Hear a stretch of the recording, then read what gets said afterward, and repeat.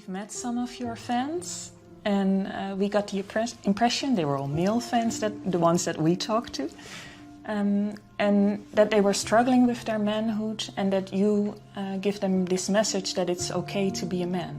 It's not okay. It's necessary. What the hell are we going to do without men? You look around the city here, you see all these buildings go up, these men, they're doing impossible things. They're under the streets, working on the sewers, they're up on the power lines, in the storms and the rain. They're keeping this impossible infrastructure functioning, this thing that works in a miraculous manner. They work themselves to death, and often literally, and the gratitude for that is sorely lacking, especially among the people who should be most grateful. You see university professors, especially of the social justice bent, who are among the most protected and privileged people that the world has ever produced. They take everything they have for granted, failing to understand entirely that there's a massive infrastructure of unbelievably hardworking, solidly laboring, working class men breaking themselves in half on a regular basis, making sure that everything that always breaks works. And so a little gratitude for that is in order. And it's very useful to tell everyone, not just men, that they have an important role to play, a necessary role, and that if they act properly and honestly and forthrightly, that they can put their lives together and they can help their families and they can make their communities better, and that's not toxic masculinity, that appalling phrase. It's what keeps the world going round. If we had any sense, we'd understand that, instead of doing everything at every possible moment to label what we have in the West as oppressive and patriarchal and fundamentally predicated on power, of all the insane propositions. My audiences are often composed mostly of men between, say, 20 and 35, not exactly young, but young enough. And they're desperate for a discussion about responsibility and fair play and noble being and working properly in the world, and and to hear the idea that their lives actually matter, that if they straighten themselves up and fly right, that they'll have a beneficial effect on themselves and their family and the community, and that the world is starving for that. And for them as individuals, not for them as a group, but for each of them as individuals. So, yeah, it breaks me up. Every time the topic comes up, it breaks me up, because it's so damn sad, and we're so stupid. We're alienating young men. We're telling them that they're patriarchal oppressors and denizens of rape culture and you know, tyrants in waiting, and we fail to discriminate between their competence and their tyranny. And it's awful. It's so destructive. It's so unnecessary, and it's so sad. And so whenever I think about it, especially because of all that I've seen of it, it makes me sad, like deeply. It's so sad. What has been your experience with dealing with these men who have these nice guy tendencies, who can't stand up for themselves, who their moms raised them to be this type of anti-man? Yeah, well, sometimes that can also be temperamental, right? Because if a man happens to be high in agreeableness, this is also true of women, they're much more conflict averse, and they're nicer in their temperament. So if you get an agreeable boy, let's say, who also has a doting mother, then you might have that problem. There's other ways of having that problem, but that's one way. Well, when I saw people like that in therapy, they were often resentful and angry and passive aggressive, and getting in their own way, often to spite, you know, whoever was doting on them, let's say.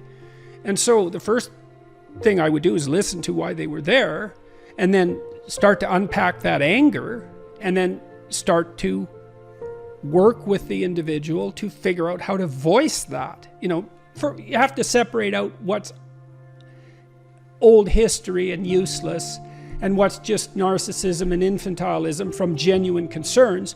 But if you listen to people, they will sort that out for themselves. That's one of the cool things about being a therapist, is if you listen, that happens more or less by itself. And then as a behavioral psychologist, you know, maybe someone like that would need a raise, but would be afraid to ask their boss. Well, we just practice that. It's like, okay, well, first of all, why should your boss give you a raise? Like, there might be good reasons. He doesn't want to lose you because you're a good worker. Well, are you a good worker? And if you weren't, well, we'd solve that problem.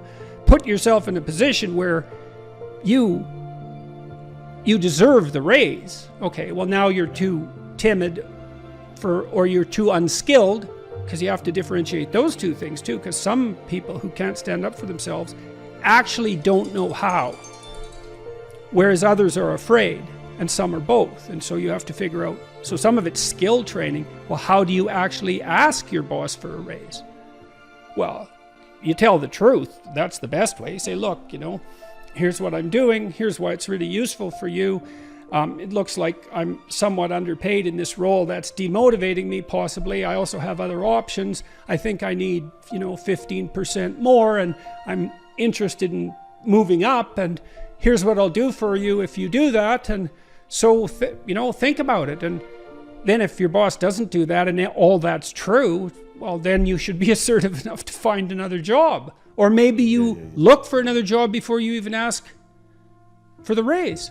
Put your CV together, right? Update it so you're not afraid to look for another job. All this is strategic thinking. That was another thing that was really fun about clinical work. Most of my clients, they doubled or tripled their salaries within 3 or 4 years.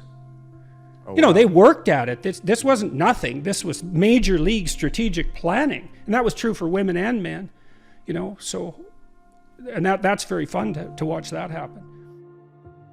Think clearly about it, right? And get your act together, you know, and you got to see what's getting in your way. So maybe you're afraid to ask your boss for a raise because if he says no, you'd have to look for a job, and you don't have your resume or CV updated. And the reason you don't have it updated is because you're embarrassed about the lacks in it. And you don't want to face the lacks because then you'd have to see how you didn't get educated properly because you were useless, and you'd have to take steps to rectify that. And like, it's a real mess down there, right? Yeah. The reasons you're not asking. So we'd lay that all out and then say, well, you're embarrassed about your resume. Well, update it and let's take a look at it.